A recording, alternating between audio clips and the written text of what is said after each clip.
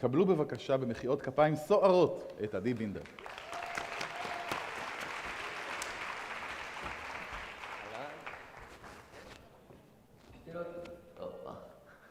שולט? יש. הלו. לפני 10 שנים הייתי בשנה א' בשנקר, קורס טיפוגרפיה עם עודד עזר. מי שמכיר את עודד עזר, טיפוגרף מבריק, קצת משוגע, והוא עושה מלא דברים מדהימים עם טיפוגרפיה. הוא ביקש ממנו ללכת הביתה בתור שיעורי בית, לקחת מילה, שים אותה על דף A4. הלכנו הביתה, שבוע הבא, כולם באו, תלו את הדף שלהם על הקיר. אני בחרתי לשים את המילה היי בחלק התחתון של הדף. עודד עובר על כל הסטודנטים, נותן ביקורת, שמת פה, שמת פה, שמת פה. מגיע אליי, אומר לי, עדי, למה בחרת לשים את המילה שלך פה ולא פה?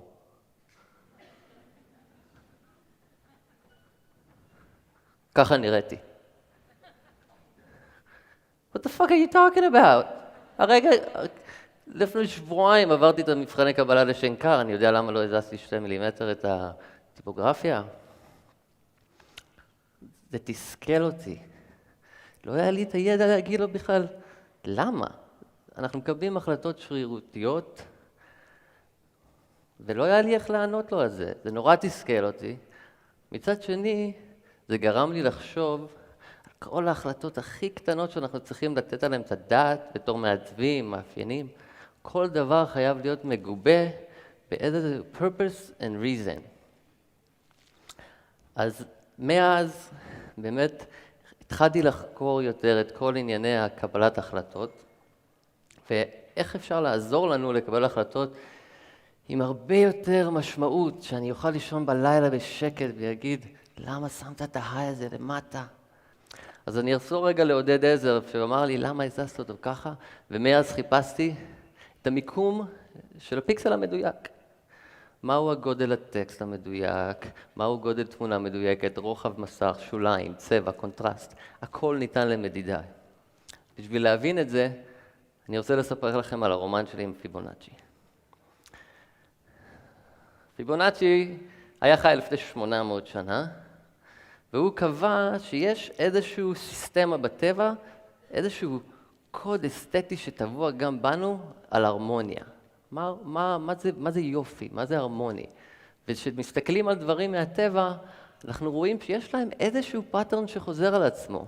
יש פה את הצורת התפתחות של דברים, מה הגודל שלהם, כמה יש בכל דבר, מהו היחסים של כל דבר, ובאיזה צורת גדילה כל דבר מתפתח.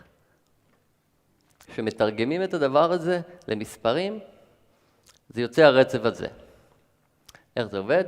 0 פלוס 1 שווה 1, 1 פלוס 1 שווה 2, 1 פלוס 2 שווה 3, והלאה והלאה והלאה והלאה. אני מאמין שרובכם אם לא כולכם מכירים את ה-Golden Spiral, שמדבר על חתך הזהב. גם זה שמודדים במספרים את גודל ההתפתחות שלו, גם זה פיבונאצ'י סיקוונס. וזה מופיע גם בגוף האדם, ביחסים בין יד לכף יד, לחלק עליון וחלק תחתון, ומשתמשים בזה גם באומנות. כולכם מכירים את הסיסטמה של הדפים כמובן, A4, A3, A5, הכל עובד תחת אותו סיסטמה. 1 פלוס השני שווה את הבא בתור. באיזשהו שלב נפל לי פה איזשהו אסימון, ואני רוצה להראות לכם פעם ראשונה שאני מוציא את זה מחוץ ללפטופ, את ה-FIBO Design System.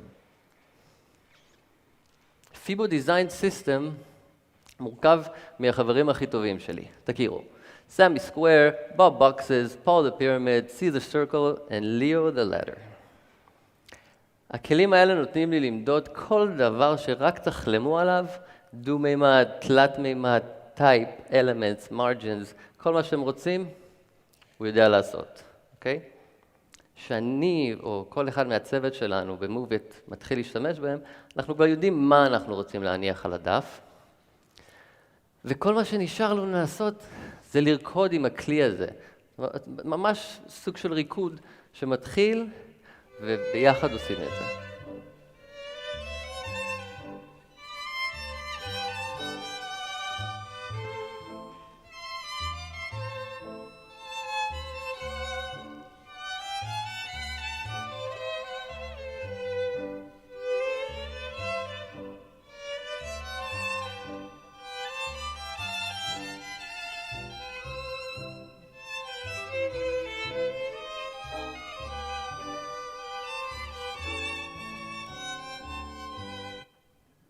בעצם המנגנה הזאת.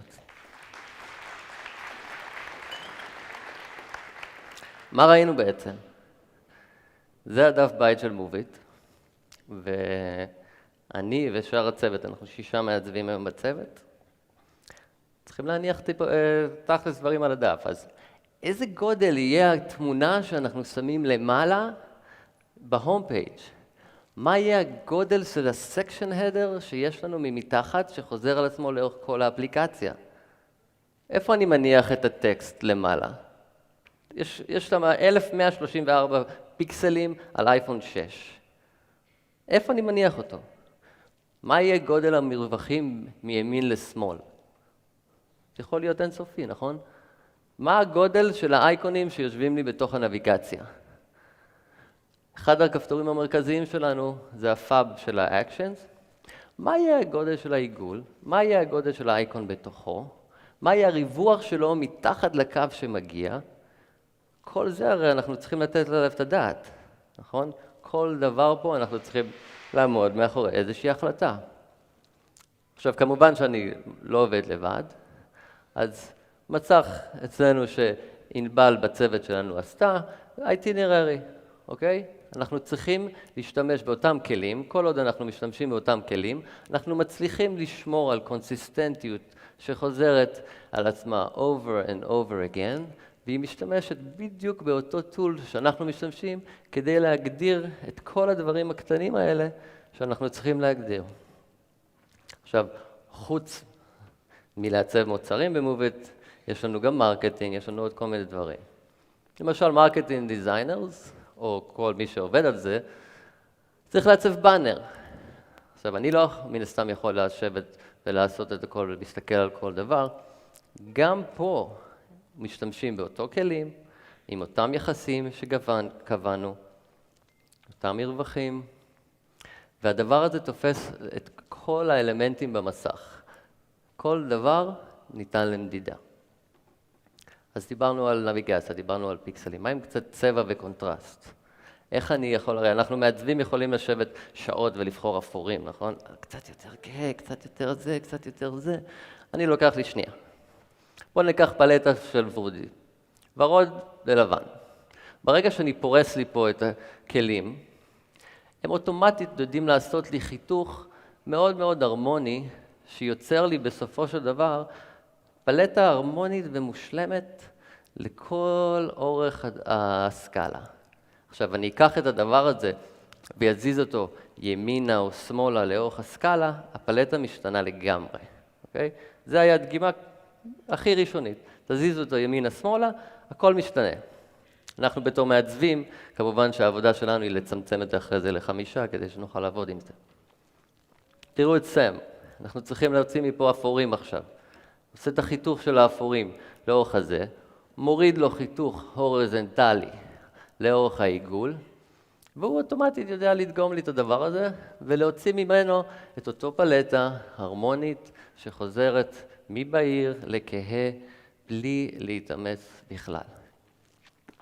תסתכלו. בואו נעשה השוואה. למעלה אנחנו רואים פלטה בהירה לכהה, שיש לה קפיצות של 10%. הרבה מאיתנו יודעים, נכון? אנחנו נתחיל בלבן, עוד 10% כהות, עוד 10% כהות, ונמשיך אותו הלאה והלאה. ולמטה יש לנו את אותו דבר שרץ עם הפיבונאצ'י סיקוונס. למעלה עובד, אין בעיה, עובד, יש פה מדרגות מאוד ברורות שקופצות. עכשיו, אני לא אובייקטיבי, אבל בדקתי עם לא מעט אנשים, יש משהו יותר הרמוני למטה. יש משהו עם כניסה יותר נקייה, יותר נעימה לי לעין. יש פה סיפור יותר מעניין בתוך הפלטה הזאת. אנחנו לא ניכנס לזה, אבל זה גם תופס לצבעים, זה קצת יותר מורכב, והאמת שגם עוד לא לגמרי דייקתי את זה, אבל גם פה, בצורה מעגלית, הוא דוגם לנו פלטה שתאהבו אותה, אל תאהבו אותה, היא עובדת באחד עם השני. דבר שיש לנו צריך הכי הרבה טיפול רגיש, זה טיפוגרפיה. אני יכול לשחק שעות עם טיפוגרפיה, אוקיי? אז בשביל לבחור 5 גדלים שאנחנו צריכים, כותרת, תת-כותרת, רץ, כוכבית קטנה למטה, אוטומטית אנחנו יודעים לעשות את זה בזה שאנחנו לוקחים את אותם יחסים, והוא אוטומטית מוציא לנו בדיוק את היחס בין טקסט לטקסט לטקסט לטקסט. וגם פה אנחנו יכולים לשנות את זה קצת שונה, ויש לנו טיפוגרפיה אחרת לגמרי. בשביל לבנות ברנדבוק של טיפוגרפיה במובית למשל, משתמשים באותם כלים. גם הטיפוגרפיה וגם השקף הזה שמסתכלים עליו, הכל בסופו של דבר עובר מדידה מאוד מאוד מאוד מדויקת של פיקסלים. אז זה היו חברים שלי, שהם גם קצת השתלטו לי על החיים. חברה שלי ביקשה ממני לתלות למדפים בבית. צילמתי, מדעתי, אחלה, וכך היה. היחסים של הדברים נעימים לי. בזמני הפנוי אני גם אוהב לעשות סוג של אומנות עם פיבו. בגלל שהכל מתחבר עם הכל, והצבעוניות עובדת עם הכל, אנחנו יכולים להכין את זה מראש כדי להתאים לגודל של הקיר שאליו הוא מיועד. אוקיי? אני יודע שהקיר הזה הולך לקבל את הפיס הזה. מה הגודל המדויק שיהיה לנו הכי כיף להסתכל על הקיר הזה? אנחנו לפעמים לא שמים לב לדברים האלה, אבל אנחנו צריכים לתת את הדעת על כל דבר. אז כמו שאתם רואים, אפשר למדוד כל דבר. כל דבר אפשר למדוד, וזה עוזר לנו לקבל החלטות. אבל מה קורה שאפשר להחליט? כמה מכם עשיתם לוגו או מסך או משהו, יש לכם 2 גרסאות ואתם אומרים, זה או זה? כחול או כחול כהה? ורוד או זה? אז לפני 3 שנים היה לי איזשהו רעיון לעשות מוצר למשתמשים, לא משתמשים, people, not users, can'tpick.com, אוקיי? שברק ויסמין דיברו איתי על UX, אמרתי, אחלה הזדמנות לחזור לפרויקט. דיברתי עם זה אוקראיני, אמרתי לו, יש לי פרויקט שאני רוצה שנעשה ביחד, can'tpick.com. מה זה can'tpick.com? נכנסים ל-can'tpick.com, כל מה שיש לכם לעשות זה לגרור פנימה 2 קבצים. לוגו כזה, לוגו כזה, אתם מתלבטים בין 2 גרסאות. מה שהוא יעשה, הוא אוטומטית ישים לנו אותו אחד ליד השני. תוכלו להכניס את האימייל או פשוט לעשות קופי. עכשיו לשלוח את זה לכל מי שאתם רוצים, פייסבוק, טוויטר, אימייל, וואטסאפ. וכל מה שתצטרכו להסתכל, בסוף איזה מתוך 2 קיבל את הכי הרבה הצבעות, בהתאם למי ששלחתם. עכשיו, כשיזמתי את הסטארט-אפ הראשון שלי, אמר לי, בחור, אם אתה לא מתבייש בגרסה הראשונה של המוצר שלך, השקת מאוחר מדי. אז היום בבוקר שפתחתי את can'tpick, הוא לא עובד, סתם שתדעו. אבל כשהאוקראיני יתעורר יותר מאוחר, הוא יתקן את זה והוא יחזור לעבוד. אז אני רוצה להגיד לכם תודה שהקשבתם. היה לי מאוד כיף להבין את זה.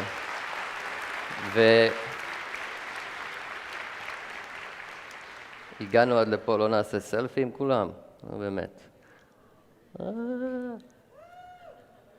יאללה, תודה רבה.